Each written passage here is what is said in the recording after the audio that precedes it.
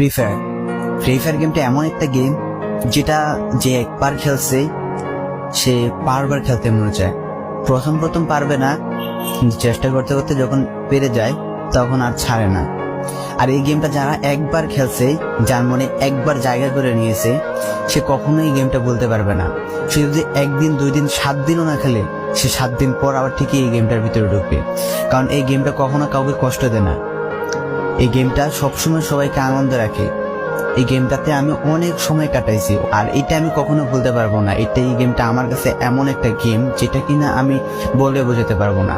And এই গেমটা শুধু আমার কাছে না, আমি মনে করি যে প্রত্যেকটা ফ্রি ফায়ার প্লেয়ারের কাছে অনেকটা ইমোশনাল টাইপের একটা গেম হয়ে গেছে। কারণ এই গেমটাতে বর্তমানে যে অবস্থা হচ্ছে, যে গেমে এমন আপডেট দিতেছে, আপডেট দেওয়ার কারণে পুরো গেমটাই চেঞ্জ হয়ে যাচ্ছে। আগের ফ্রি ফায়ার আর আগের মতো নেই।